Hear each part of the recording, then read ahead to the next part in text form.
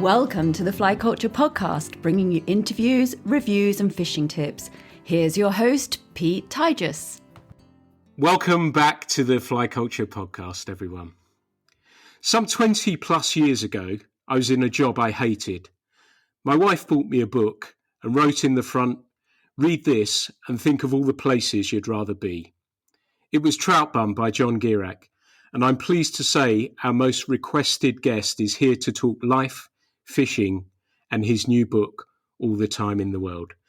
John, it's great to have you along on the Fly Culture Podcast. How are you doing? I'm doing fine.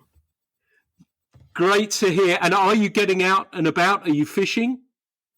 I haven't been fishing much. The weather, we've had a really cold, wet, snowy winter, which we love because the fish swim in that come spring and summer. But it's been pretty miserable to get out. And a lot of the streams have been frozen. And I haven't been getting out much at all. But in my line of work, I need a winter off. So a lot of times the winter fishing is just cure for the shack nasties. You just, eventually you just have to go out, however miserable it's going to be. But no, I haven't. I went up and looked at our local tailwater and found rising fish, but it was in the 20s. It was very cold. It was very windy. So I just sat there and drank a cup of coffee and watched them rise for a while and came home. But it was fun. It was still fun. And that must take some doing, watching rising fish and not casting to them. Do you think that is that Zen moments that you talk about, that you reach a higher level where you don't have to sort of run out, string up the rod and cast to them? I don't know if it's a Zen moment or a senior moment. It may just be that I'm finally old enough that I don't have to catch every fish I see. Like I said, I mean, it would have been impossible I had a 4-weight rod with me, and it would have been impossible to cast in that wind. And if I could have cast in the wind, my line would have frozen in the guides anyway. So knowing all that, I saved myself the agony and just stood there with a cup of coffee and watched for a while. That sounds properly civilized to me. So I think I'd probably be with you on that front as well. I have to say, I was out fishing a chalk stream for grayling the other day with some friends. And at the end of it, we just said, let's go and have a cup of coffee and called it a day. And it's nice to be able to do that. Whereas perhaps if I was slightly younger, I'd have stuck it out perhaps an hour or two, a little bit longer. But now it seems a little easier just to walk away, like you say, and leave them alone. But it sort of kind of reminds me about, you used to write about that winter fishing and how you'd fish for those midge hatches as well and find those rising fish, which was great. But in between that, you'd fish a pattern I seem to remember called the string fly, which seemed the perfect example of simplicity. Do you think sometimes when it comes to fly tying that we can be a little bit guilty at times of overcomplicating fly fishing or fly patterns when something as simple as that can work? Oh yeah, I think we do. My old friend Ed Engel, who has written a couple of books on small flies, just said small flies are fly tying reduced to their simplest components. And it's a simple, obvious statement, but it was kind of a revelation to me. When I tie mayflies now, small ones at least, rather than dub a body or use a quill body, I'll just use roughly the right color thread. Because when you look at the bugs, the hook shank is already as big around as the body. So why add bulk and another tying step, which, the more steps it takes to tie a fly, the more heartbreaking it is to hang it in a tree on the far bank and lose it. I'm starting to think flies are more like ammunition than works of art. They're expendable. You throw them in the water, fish chew on them, you're going to lose them. So stay simple. Yeah, that makes a hell of a lot of sense. And I guess that window of fish seeing the fly, it doesn't have enough time to see how many twists of hurl you've wrapped round or how many hackled turns or everything else. It is just getting that representation into that window without spooking them. Do you think you're in the game on that basis then? Well, there's been times in my life when I thought I knew why fish bite. I'm not so sure anymore. You see fish bite flies that you wouldn't think they would, and then you'll have some beautiful thing you've tied and put a lot of thought into, and they won't even look at it. So I don't know. I'm more of an Adams and Herzer kind of guy now. I've gone the whole distance and tied just incredibly fancy, convoluted flies, but and part of that is just when you learn how to tie flies, you've got a new skill. You want to stretch it out. It's like people want to see how fast their motorcycle goes, but eventually I come back to fairly simple flies and fished well. I mean, that to me, that was the thing I learned from steelheading is it's not so much the fly as how you fish it. Yeah. Yeah, absolutely. And we might come on to steelheading because I've noticed, is that something that's a passion I've detected in more recent books? Is it something that's always been there in the background, or is that something that you've been doing a little bit more of over the past few years? Well, I had a spate where I did a fair amount of it, and that was more due to people. I knew people who did it, and also spay casting. I some people I know had taken up spay casting, and I thought that was awful pretty, and learned how to do it, and then had to go salmon and steelhead fishing so I could use it. But it's the fishing hasn't been good in the last few years. The returns haven't been good, and a friend of mine last summer, he said, getting into steelhead now is like falling in love with a dying woman, which is, a pretty good metaphor. But then I was just talking to my friend Scott Sadel, who lives out on the West Coast. And his thing is, look, if you live out here and you have your ear to the ground and you can kind of drop everything as he can and go fishing when the word is there's some fish in, that's fine. But he said, you can't come out here for a week of some random weekend season and expect to do any good. So that's kind of how it is. You'd almost have to go out there for a season and rent a trailer and just stay. And I don't know what you'd do when you weren't fishing. Yeah. Tie beautiful spay flies. Yeah, I suppose. Yeah. Do you think steelheading is about as near as we would have as a religion in fly fishing? Well, I don't know.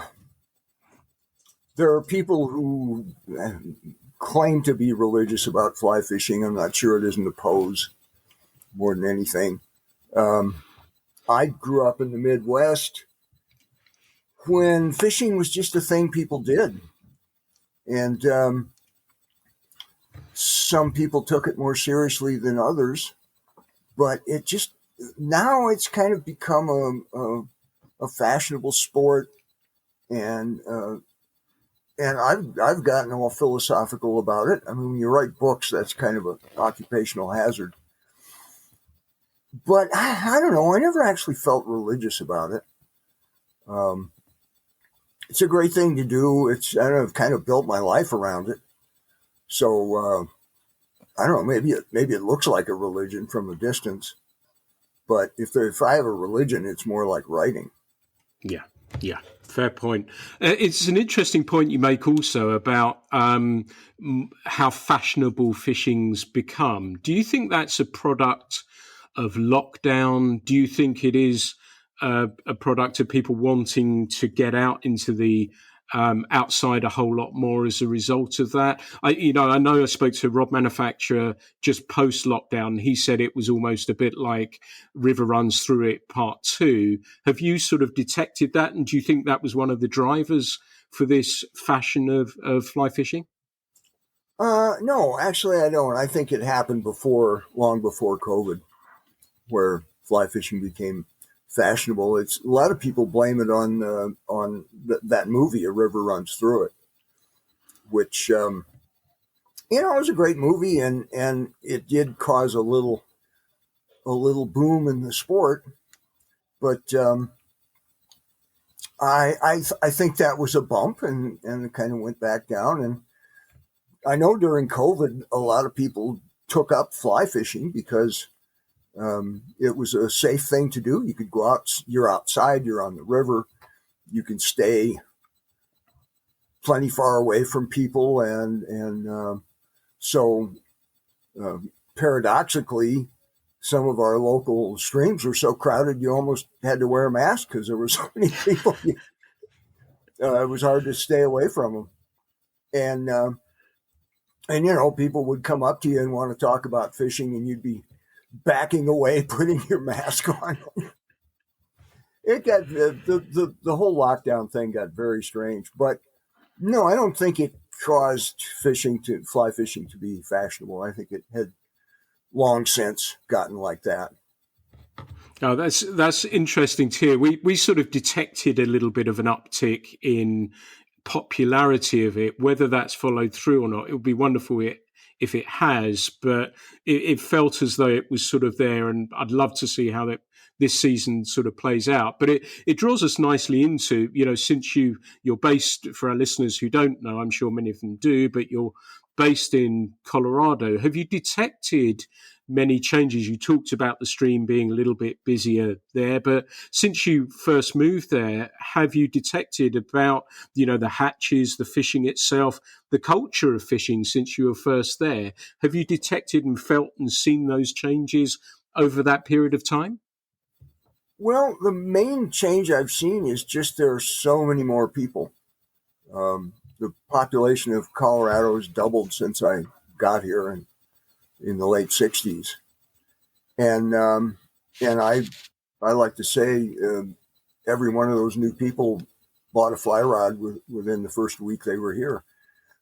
So there's, the places that used to be uncrowded and that you could have to yourself, now you're likely to find people there. So it gets harder to find undisturbed water, and you have to get there earlier and go farther, and that bumps into getting older, and sometimes it's not as easy to go farther as it used to be. So but there's still plenty of water out here, and you can always find a place to fish. I don't mean to paint the wrong picture, but we don't need any more. That isn't encouragement for anyone to move here. We don't need any more fishermen. I guess this one's a bit of an emotive subject. That I was lucky to fish a stream that you know extremely well when I visited Mike and Kathy a number of years ago, and they very kindly gave us a local book stating the rivers and where to go. And they said, be very careful about where you go, because they were finding there was a little bit more private land. And is that something that you're having to contend with? And is that an issue that is becoming greater and greater from a worry point of view as well, and from an access point of view? Well, there's always been private land here. We're one of those states where if you own both sides of the river, you own the bottom. So you can't go on it. You can technically float through it, but if you so much as touch the bottom or grab a branch to unhook your fly, you're technically trespassing. Best to just leave it alone. I don't know that there's any. We have a lot of public land here. National forest, national park, state forest, stuff like that. Probably more than half the state is public land, and there's a lot of water on it. But you do have to watch out for public or for private land, and there are some landowners that are really adamant about it and will call the cops and will get you in trouble. And there was a case on the Frying Pan River where a guy was standing. I really wanted to see how this ended. A guy was standing in public water, casting into private water. And he got busted and went to court, but they settled out of court. And I never could find out what the settlement was. But I would have loved to know how that worked out, because I've done that. I figure if I'm standing on public water, I'm okay. You could imagine the landowner running down saying, "You're catching my trout, you're catching my trout," and that's where the difficulties come. Yeah, absolutely extraordinary. You talked about it being busier. You talked about, bumping into people on the rivers. And as an angler, how would you describe yourself? Do you prefer to fish alone? Do you like the company of friends, or a combination of both? And do you, I talk on here many times about picking fishing friends, and sometimes it can go spectacularly wrong, but sometimes, and it's almost like an interviewing process as well.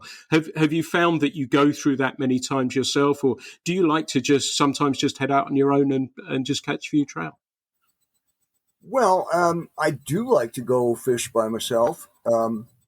I think how you fish when you're by yourself is how you really fish, because you're not communicating with anyone, you're not showing off for anyone, you're not trying to outdo anyone. You're just fishing on your own, and I enjoy that, and I tend to, at least now later in life, I tend to go slower. I tend to watch more. I tend to be happier with fewer fish. If I get the combination, okay, there's a bunch of rising fish and they're eating this fly, or they're eating this dropper behind this fly, and I catch 5 or 6 of them, and I go, okay, I've got the distance. I will sometimes just reel in and think, okay, let's see if we can find a big one. Let's start looking in foamy little backwaters and eddies, and let's see if we can find a big head coming up. And rather than just rack up numbers, I don't know. I seem to be, when I'm by myself, I seem to be easier to please. But, I have good fishing friends, and I love being out with them. Some of the guys I've known forever, and they don't live nearby, and we go to great lengths to go fish for a week together. And a lot of times it's more Ed Engel and I. Ed's literally my oldest friend. I mean, we met in the early 70s and have been pretty close friends ever since. And I can think of a dozen times when we went fishing, caught some fish, and ended up sitting on the bank talking. And every once in a while, somebody will say, "Hold that thought. Did you see that rise over there?" And he'll go try to catch it. So I can go either way. And I've met people. I've been to lodges where, especially if you show up by yourself, you get randomly paired with someone, and that can be hideous. But I've met people that became friends too. So I don't know. It's just I'm up for pretty much anything. Nice. And it's interesting when you talk about when you fish alone and you don't have to show your friends or anything like that. And I often find, and I don't know if it's the same for you, that I fish better alone, only because I guess I'm slightly more focused, that I'm not chatting to a friend or whatever. Do you find that as well, that you think, oh, actually, that was a good one, and the fish takes and the magic sort of happens. Whereas sometimes you think, oh, I missed it. And it was because you're sort of half in conversation with someone. Do you find that? I don't know if I do or not. Generally, when we fish together, we're still fishing alone. I mean, I might be able to see people I'm with, but we're not talking. Or hand signaling or yelling at each other or anything like that. So I don't know. I'll have to think about that. I don't know if I fish better or not. I do know that, and this happens often enough. I do know if I'm out with someone and they're catching a lot more fish than I am, it irks me just a little. I mean, I'm not real competitive, but it just irks me a little. I think, well, he's not a better fisherman than I am. He must just have a better spot. Yeah, it's all a case of rationalizing it, isn't it? And so, putting that right spin on things. But before we move on, I wanted to. Recently, I was fishing with a friend of mine, Toby, who did some guiding with me, and we came to the conclusion while we were recording the podcast that guiding wasn't really for him. And I happened to tell the story about Dylan Tameen's book, where he decided that he wasn't a guide, and when he nearly passed out, focusing on the difficult customer that he was guiding, trying to make their head explode. But the quote I've used often, and I'm often asked by people about being a guide, or often if I was out with people, and I have to be honest and open here and transparent and say I did steal a quote of yours that you said that the sign of a good fishing guide is the ability to yawn with their mouth closed. That's a beauty. Yeah, well, the guides are. I have known and know a lot of guides, and they're pretty funny guys. I mean, they have to have a sense of humor about what they do. If they took it seriously, they'd go insane.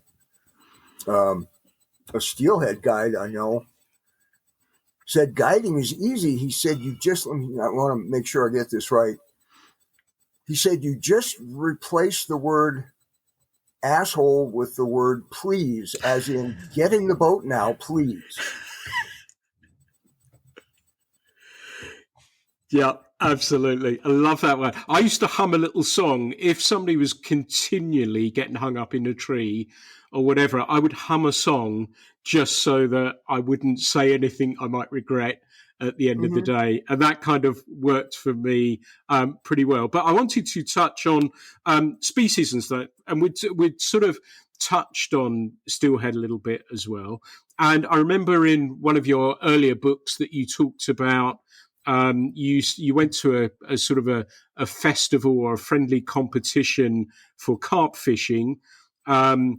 Musky, I've noticed that have featured a little bit more. I know pike and bass have featured. It is, would it be fair to say that you enjoy those species, but would trout always be your first true love?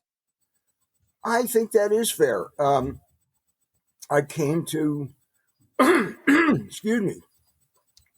came to fly fishing through trout, and I mean, it just will always be my first love. I think there's just a symbiosis between fly rods and trout and small flies and all that. A fly rod is the perfect way to catch trout. I'm not sure it's exactly the perfect way to catch muskie.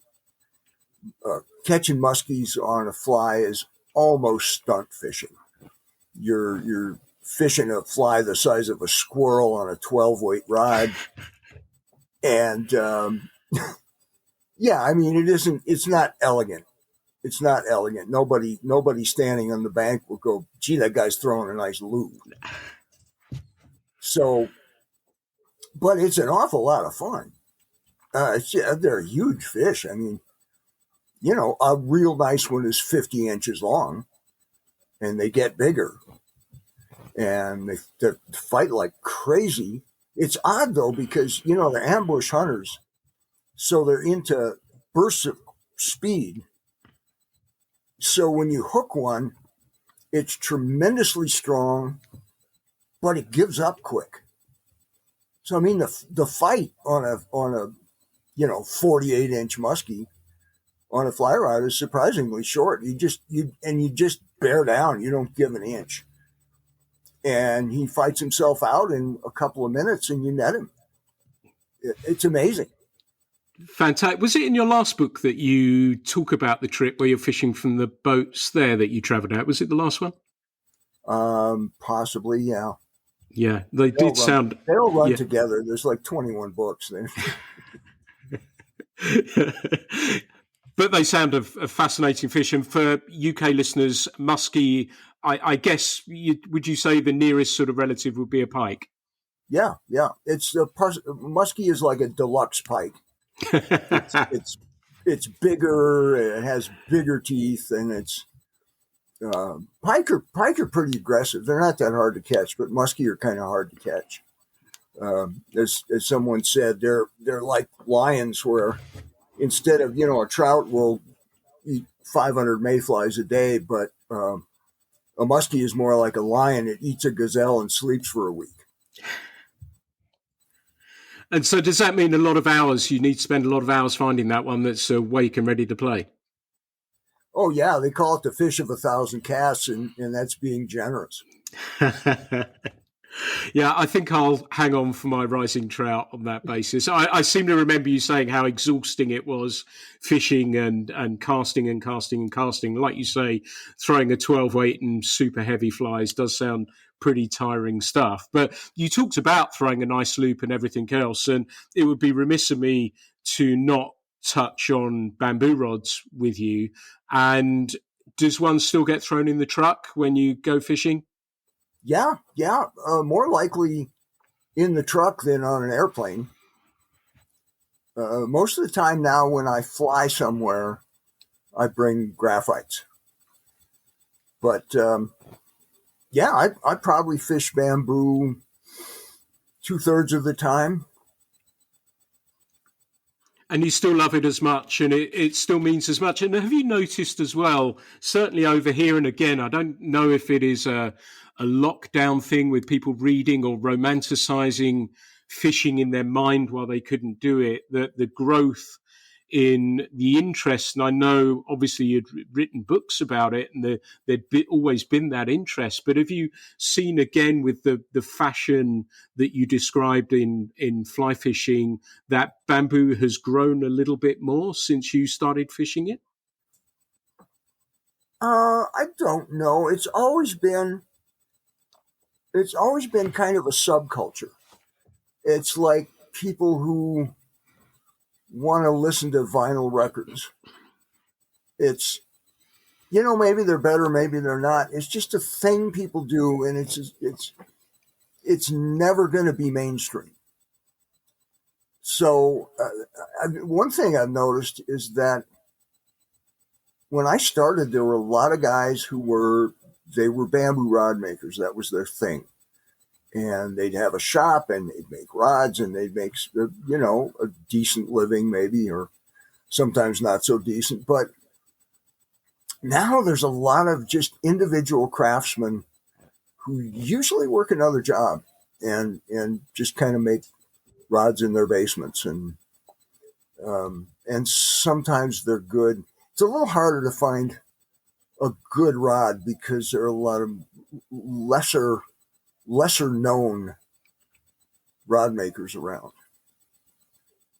So that's one definite change. But I don't really, you run into somebody a few times a year with a bamboo rod, and more often than that, people will come over and ask you about a bamboo rod.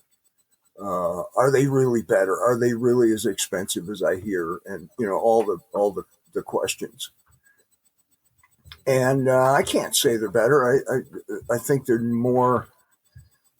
I think they're warmer and friendlier and more traditional. And I just like them. I never, even when I wrote the book on them, I don't think I made a convincing case that they were better.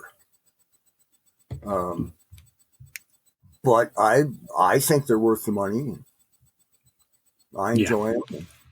Yeah, absolutely. And I always say to people that, the moment you walk away and you've given the money to the builder as well, they're not worth half the value.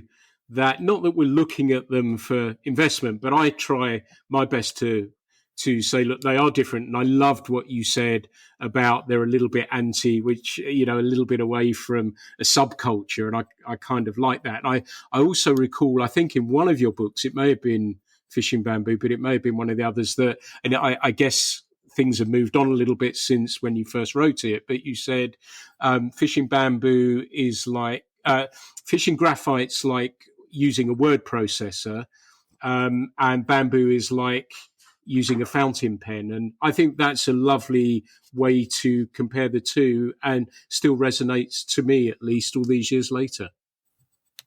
Yeah, my friend Ed Engels said he thinks graphite is designed to shoot line and bamboo is designed to cast it. Yeah. Just kind of the same thing. It's a good way to describe something that's indescribable. Yeah. There's something special, isn't there, when you cast them and when you play a fish on them and everything else. And it's been lovely to see so many friends. And it does make me, while we've been talking about it, and we've been talking about getting a little bit older as well, and the way that we fish, that I wonder if that more relaxed form of fishing fits with the bamboo rod as well, perhaps. Do you think possibly? I think it might, except, I got into bamboo rod in my 30s when I was pretty gung-ho. So that doesn't really wash. And it occurs to me that I see a lot of bamboo rods on the water because a lot of the people I fish with fish bamboo, and a couple of them build bamboo. So I may have a different take on that. But I was in Alaska last year, and there was a guy from Belgium who showed up with a bamboo rod, and it was I think it was a 6 or 7 weight Granger 9-footer, nice rod, beautiful condition, he found somewhere, and he wanted to catch grayling and rainbows on it, and did. And it reminded me that the first time I went to Alaska, I brought a Payne salmon rod up there. And people wondered what I was up to, but, caught salmon on it. Nice. And was that a single-hander? It was, yeah. Have you fished a double-hand bamboo, or do you own one, and do you fish them? I don't own one. I've cast a few.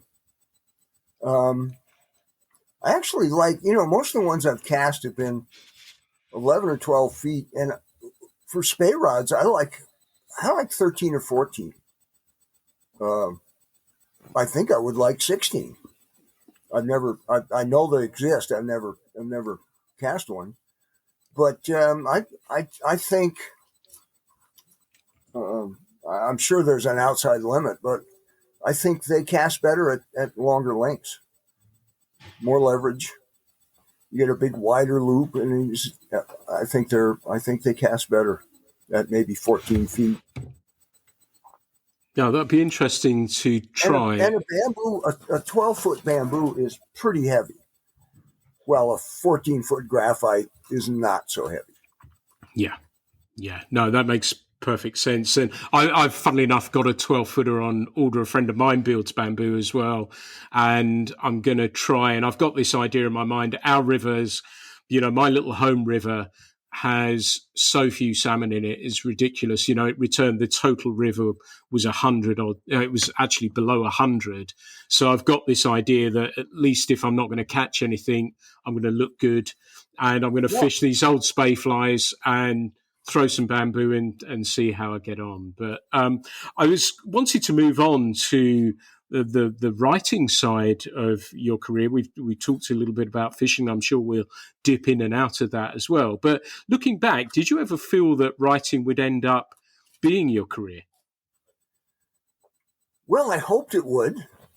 And I don't know when that would have first happened, but I was kind of enamored of writing as far back as high school. And I remember reading, Hemingway published a book called A Movable Feast about life in Paris in the 1920s, I think it was.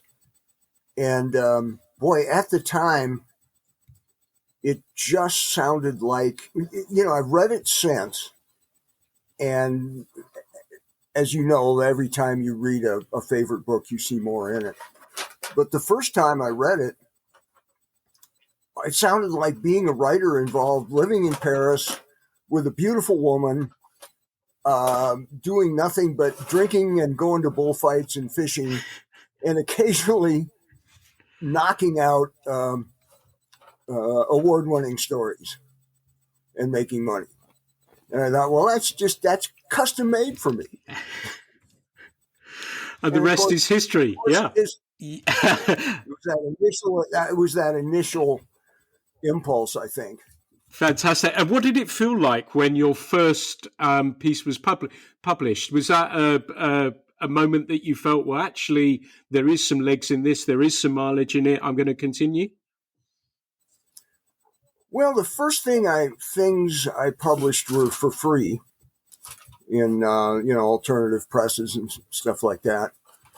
The first few, it was fun being published. It means to make public. So, people are seeing it who you don't necessarily know, and that was fun. I think the real revelation was when I sold my first story and got a check.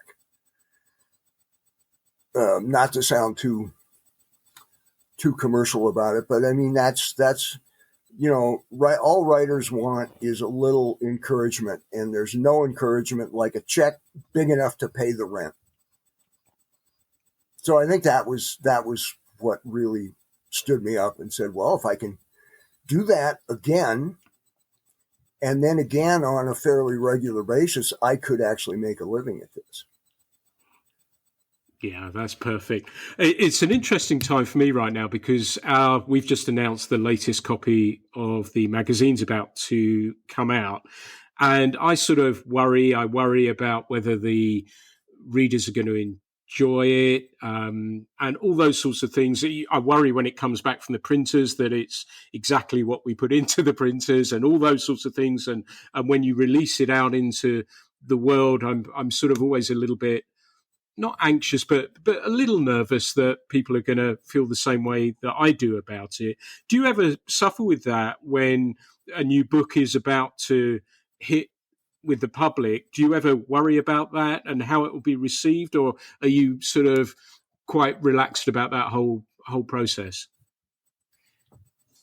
I'm concerned with how a book is received. People ask me, what's your favorite book? And I always say it's the most recent one because I think that should be the best. And I don't know if that's wishful thinking, just hoping I'm getting better instead of worse. But I think one of the greatest skills a writer can have is the ability to know if his work is any good. It's real easy with other people, but it's not so easy with yourself to look at a story and go, well, that's good. Or occasionally that's even better than good. That's an exceptional story. But I don't send things out that aren't as good as I can make them. And that has not always been true. And it has caused me to write kind of less and less. I mean, it takes longer for me to get a story exactly right. And so I'm not kind of shotgunning stories out there all the time like I used to. And, plus I'm a little more financially comfortable now. So I don't have that like constant pressure to pay the mortgage, but, Yeah, I hope a book is received well, and I'm gratified when it is. And you don't really hear, you never hear from. I say about book signings. Book signings are great fun, but you got to remember the people who don't like you don't come and line up to have their book signed. So, there could be a lot of people who don't like your books and you never meet them or hear from them. Yeah. Yeah, that's a really really salient point. Like you say, you can't please everyone, can you? Oh, no, no, you shouldn't even try.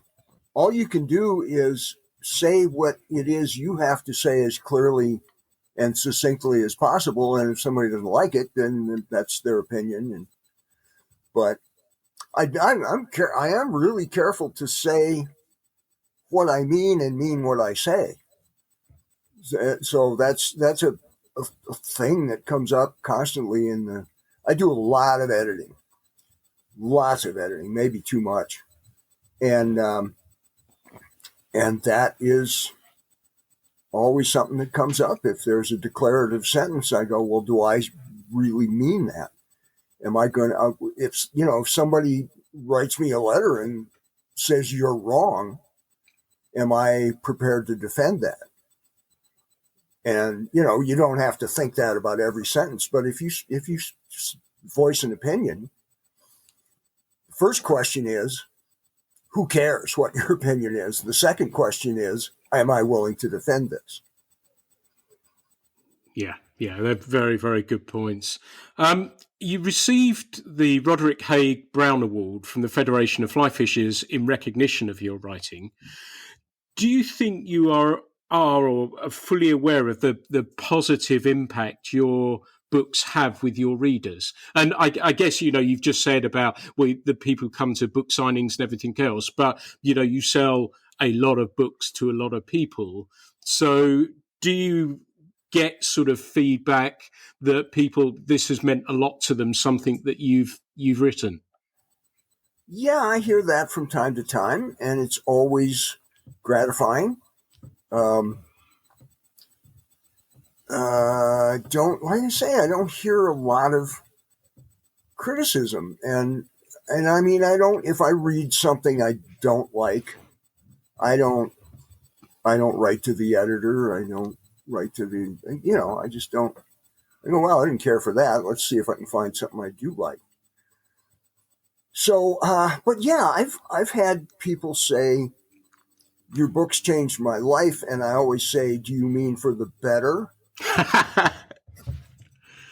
And usually they say yes. I don't know.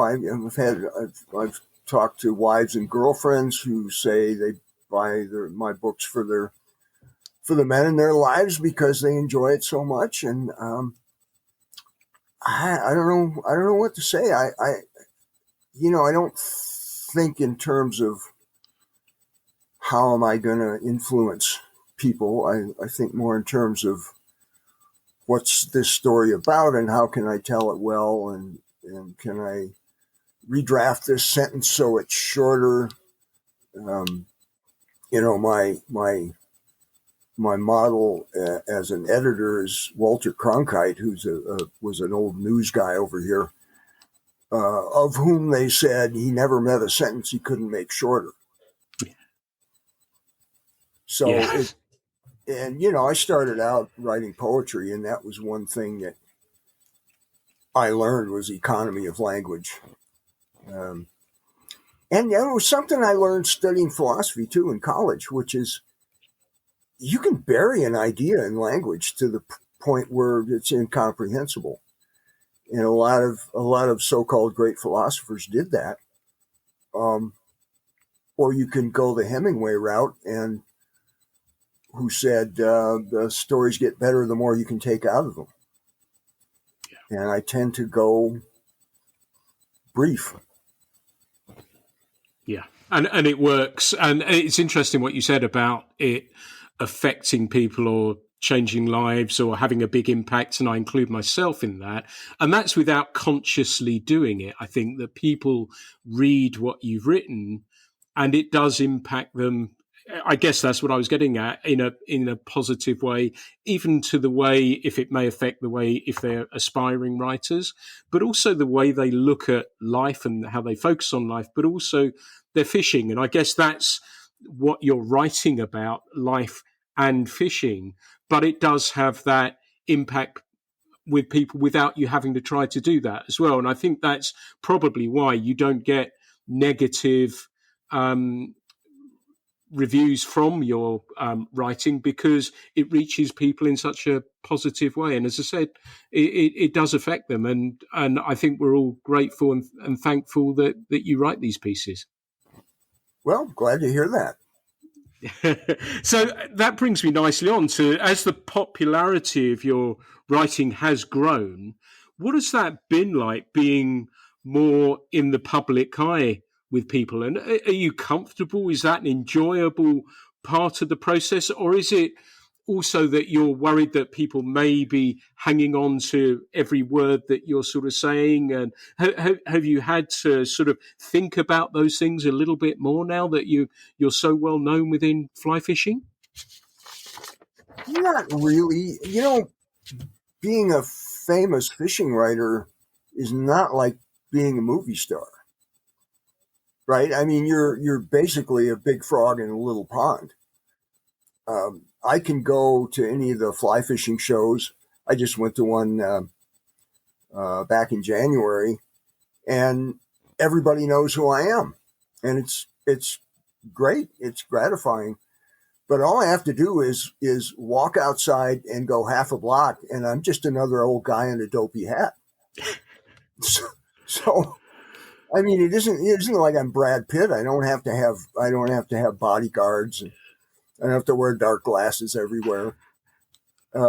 So yeah, I mean, it's nice to be known in this little kind of subculture, and I've had people walk up to me on the stream and say, I like your books. Hope you're having a nice day. What fly are you using? Things like that. And it's always fun. I think more people would be happier if once in a while somebody walked up and said, you're the best plumber I've ever seen. I love your plumbing. Your plumbing has changed my life. Yeah, absolutely. I remember actually I was coming back from the Deschutes, and I was at the airport at Oregon, at the Nike Portland? airport. Which one, sorry? Portland? Yeah, exactly, at Portland. And there was a guy, the bar there, once you've gone through, there was a guy serving there, and I watched him, and it was poetry in motion. It turned out he was from the UK. And I just watched this guy, and I said, I hope you don't mind me saying, you are the most amazing barman I've ever seen in my life.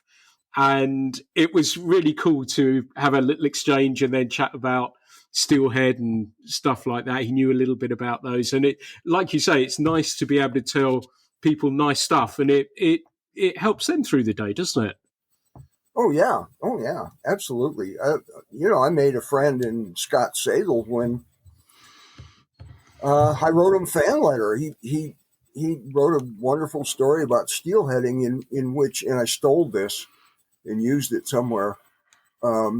He said, he was talking about how long it can take to hook a steelhead. And he said, when you finally do hook one, you don't feel gratified. You don't feel elation. What you think is, okay, now something can really go wrong. So I wrote to him and I said, that's magnificent. That is a wonderful piece of writing. That's exactly what it's like. And we've since become friends. So yeah. Nice. Yeah, like those stories. You wrote a piece in one of your books a little while back, because a fair few of these listeners will be in the UK. We have people listen to the podcast all around the place, but I think, as far as I can recall, regarding the UK, I think you've only written one piece about you travelling over to Scotland and fishing for salmon. How did you find the experience? Well, it was interesting in a lot of ways. I was just curious. I mean, over here, we hear about salmon fishing in Scotland, and but we're hearing about it, I think, in the 1800s too. Um, it was fun. It's not how it's not how we fish here. You've got a gilly who is not a guide. At least these guys weren't. They were more like butlers than guides, and but there was sort of a place you stood and a place you cast and a fly you used, and you just kind of went through the motions. And if you didn't know what you were doing, as I didn't at the time, um, it really wasn't their job to teach you what to do. They just kind of stand back and let you fish. And there was a castle, and we were on this estate, and it was a junket. They were trying to sell timeshares on this river to Americans because everyone in Europe understood that there were really no salmon in the river, so they thought, well, we'll sell it to Americans. So they had a bunch of writers over, and it was we 5 of us fished for a week, and I think one salmon was caught, and one of the writers ran off with the cook, and they subsequently got married, and she moved over here. They lived in Montana. So it was just, it was an interesting thing. I mean, the closest thing we have to Atlantic salmon here in Western U.S. is steelhead, and it's similar in some ways. You're still swinging flies and all that, but we go after it a little more technically than they did then, at least. Yeah. I think we have to go after things a bit more technically now as well, because there are so few fish to go at. So that sort of cast, step, or step, cast, swing and carry, repeat process, you have to think about things. And I think some of the steelheading techniques and lines have come over here as well, which has put the odds a little more in our favour. So that's been great to see. But like you said about the cook and everything else, that's how that was beautifully observed and tied together in the story, and how the person in the party wasn't appearing so regularly on the river. I kind of remember that really well as well. And that was a lovely thread to tie all that together, when I guess you didn't have many fish to write about either, did you? Yeah, well, Nick Lyons, the publisher, said the best fishing stories aren't really about fishing. And that's always been kind of a motto of mine. It's like, what is this story about? Well, it's probably not about bass. It's probably about, it's about the people, or it's about the place, or something. Yeah, no, that was beautifully tied together. And just, I wanted to, before we move on to the new book, we talked about fishing bamboo and the book that you wrote. I guess it would be fair to say, as an enthusiast of bamboo and a connoisseur of bamboo, was this a different sort of book for you to actually write, and an enjoyable experience? And I'm guessing it was successful. I know I bought it and have read it a number of times. And were you pleasantly surprised that that different direction brought similar results for you as well? Well, yeah, I was. That started as I was just going to write a long essay about bamboo, because enough people had said to me at the time, so what is it about bamboo? What is it you like about bamboo? And it's a long answer. So I started working on a story that I thought I'd probably sell to a magazine. And then I started doing research. You have to, you have to do your research. And it started to get too long to be an essay. So I thought, okay, it's going to be a 2-part story to run in subsequent issues. And pretty soon I thought, no, geez, this is going to have to be a book. And I don't know if anybody's going to want to read a book about this. And somehow Nick Lyons got wind that I was writing this and called me, and he said, well, let's talk about this. And I said, well, I said, there just isn't that many people who are willing to pay 4 figures for a bamboo rod. And he said, well, no, there isn't, but there's a lot of people who pay $20 to read a book about why people do that. So that's how it ended up getting published as a book. And, but yeah, it was a whole different experience. Not that I did research. You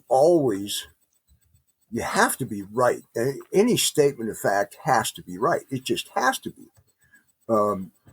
Current conditions notwithstanding, that's the first thing you learn in journalism is you have to be accurate.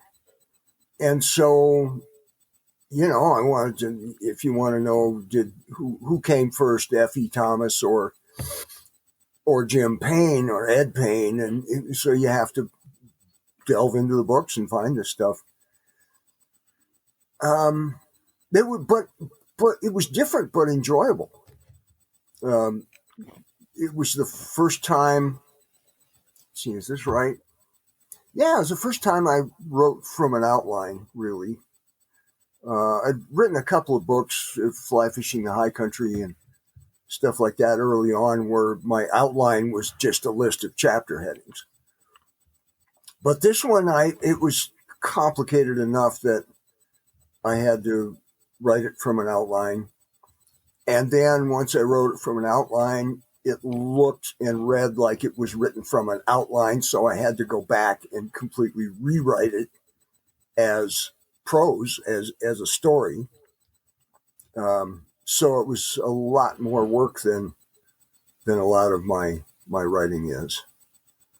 But, well, it wasn't actually as successful in terms of sales as the books of essays, but it had legs. It's still in print. And that was, God, I don't know, it was published a long time ago. And at the time, Tony Lyons, Nick Lyons' son, was doing limited editions. He started out as kind of a book scout, ferreting out limited editions and first editions and selling them. So they did a thing where there was a trade hardback, there was a boxed gift edition, and then there was a limited edition of 28 books, I want to say.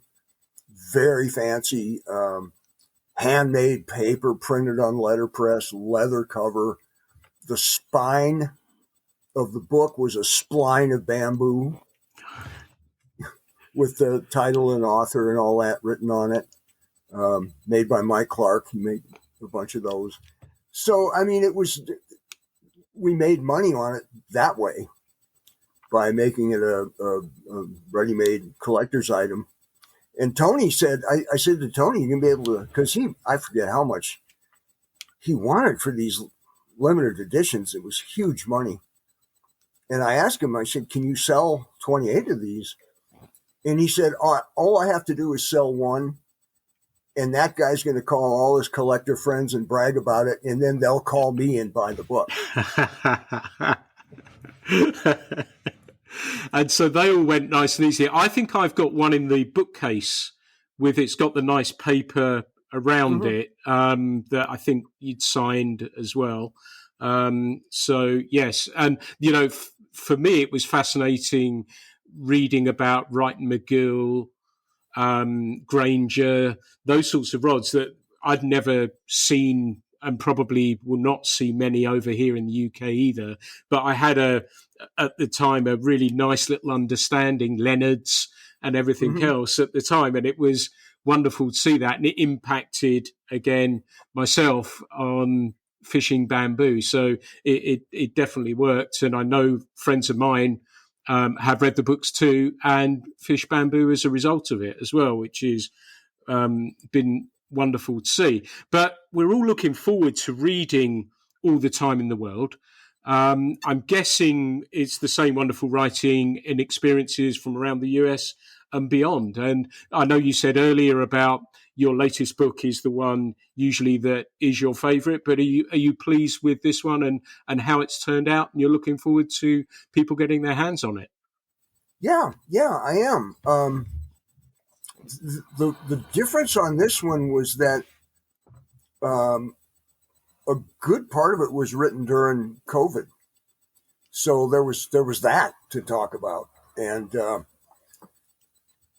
when I put the essays together, finally, there were some that had been written pre-COVID, and then some that had been written after. So I had to figure out what to do with that, and the obvious solution was the pre-COVID stuff came first, and then the COVID stuff came later. And I did, and actually probably still do worry that that's going to date it too much. But it was just what was going on at the time, and you can't ignore what's happening in the world when you write a book like this. So I put it in, and there it was, and then we had on top of that we had wildfires out here, terrible wildfires, state record fires, and so a lot of crazy stuff happened, and so maybe it's a slightly different take on things but every book should be a slightly different take on things because I'm that much older and more has happened. And so that different takes don't concern me. And I think the writing, at this late date, I mean, I'm in my mid 70s. I think the way I write is just going to be the way I write. I don't see any huge breakthroughs in the future. I mean, I'm always trying to improve, but I don't see any great stylistic changes coming. So I'm sure the writing will be familiar to people who read my books. Yeah. And did you find during that lockdown then, was that, and I speak on this podcast with artists and writers and creatives generally, did you find that period was a good time for creativity for you because you had to be so focused, or was it a more difficult time? Oh, I think it was, maybe it was more difficult. I like to get out and see and do things, and that's where the material comes from. And when you can't do that, you're sort of confronted with your own mind and your own office. And I wrote some things during the lockdown that were pretty uninteresting, and they're not in the book because they were pretty uninteresting. And I have trained myself to be smart enough to see that. But no, I think it was the way I usually work. It was harder, but it presented something else to play with. And I did get out. I just didn't hardly go anywhere. I mean, I fished for about a year and a half, maybe almost 2 years. I just fished 2 counties, and often alone. But the funny things that spoke to the moment happened. My friends and I, Doug and Vince, we always used to drive up to the river together, the Thompson, which is our local tailwater. And we took to, because of COVID, we took to each driving our own trucks. And we figured out that we could cram 3 trucks in a pullout and claim a stretch of river. So that was an advantage. And nobody could fault us for doing it because we're going, well, we're just, 6 feet of separation and public health, and we have to do it this way. So that's how you deal with those crowded rivers, huh? That's one way. Yeah.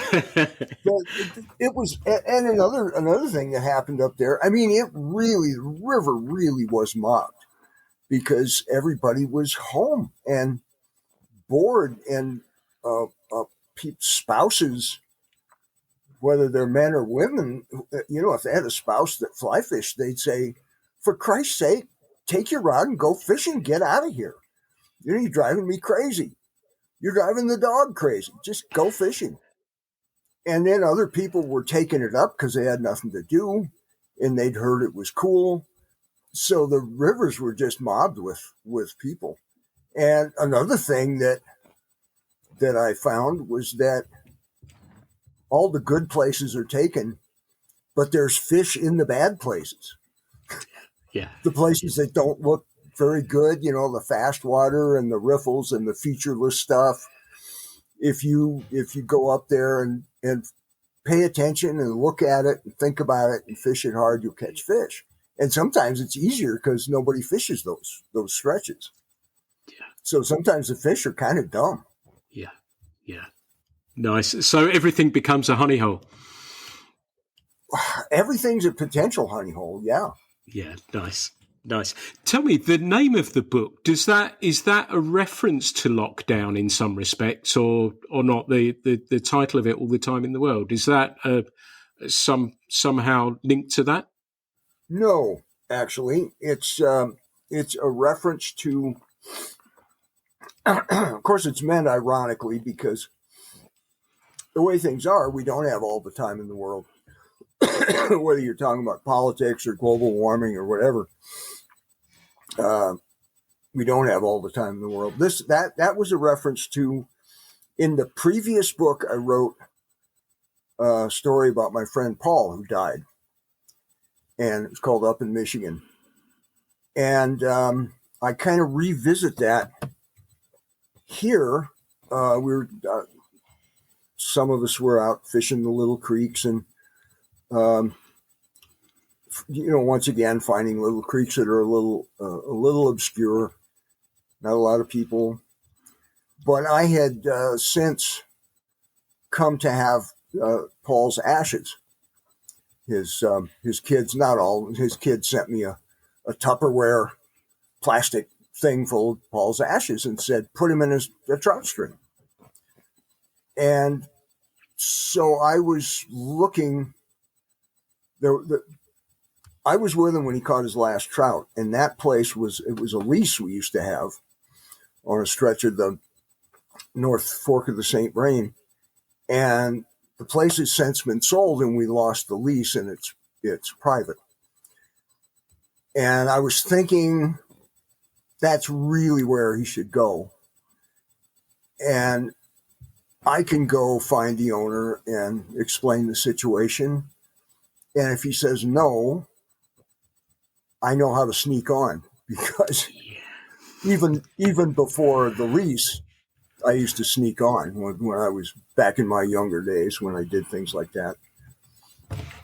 And then I started thinking, well, Paul doesn't care where he goes. He was a Midwesterner. He was a blue collar guy. He'd probably be happy with anything. And it kind of ends with Paul's ashes sitting on a windowsill in the sun, and me saying, well, Paul always acted like he had all the time in the world, and now he does. That's beautiful. So that's where that comes from. Yeah, that's a wonderful story. Thank you for sharing that with us. That's wonderful. We've been talking over an hour now, and I thought I'd wind up by saying, what are your plans? We're in March. It's March the 8th today. What are your plans for the year? Have you got plans, anything in the diary sorted out that you're looking forward to? Well, yeah. as soon as the weather breaks, and it's supposed to break towards the weekend, get up into the 50s, I'll be back up on the Thompson looking at those fish that I saw rising when it was too cold and windy to fish. And I'll probably go up there with a friend or two. I've got book promotion that's going to take some time, although they're not sending me around as much as they used to because we can do Zoom and stuff like that. So, but there are a few events I have to do, and I'm happy to do. And then we'll be up on the. We always go to the Frying Pan River twice a year for the blue wing olive hatch, early and late. So we're going to do that.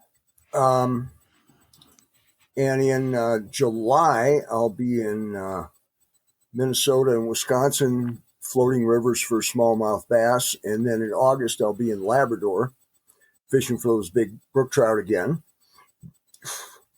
And somewhere in there, I have to have cataract surgery so I can see to tie on my flies. But I'm waiting to hear back from a doctor, so I have to schedule that. And so on and so forth. Things will come up. I always try to leave room in the schedule so that either unexpected work or unexpected fishing comes up and I can do it. That sounds about perfect. A perfect season. John, I'd like to say I think it's fair for me to say on behalf of people in the UK who read your books, thank you for them. They mean a lot to us. You mean a lot to the fishing community over here as well. And I'm very much looking forward to reading all the time in the world, as I know many other people are. And I'd like to say a huge thank you for taking the time to talk with me today. I could have talked with you for hours and hours and hours, but it's been wonderful to catch up with you. It's been wonderful to get the chance to talk to you and listen a little about how you feel about fishing and the process of your writing. So thank you so much for being a guest on the podcast today. Well, I'm happy to be here, and you're right. It doesn't seem like an hour, does it? Time flies when you're having fun, huh? Yeah. Thank you so much. Thank you. And I wish you every success, not that you need it, with the new book. So thank you again for being a guest today. I've really, really enjoyed talking with you. All right. Thank you, and keep in touch. Absolutely. Everyone, this has been the Fly Culture Podcast. Don't forget, all the time in the world is about to hit. If you can, try and support your local bookshop. It's easy to go online and buy from a big company. But if you can, and I know one of the bookshops we have, Koki Bundu Books with Paul Morgan, if you buy a copy of John's book, his latest one or some of his older ones, it comes to you wrapped in beautiful brown paper. And if you can support them, that would be absolutely fantastic. But thank you so much for listening to this episode of the Fly Culture Podcast. The Fly Culture Podcast is brought to you in association with Fly Culture, a quarterly print magazine. For more information, please visit flyculturemag.com. You can also find Fly Culture on Instagram, Facebook, and Twitter.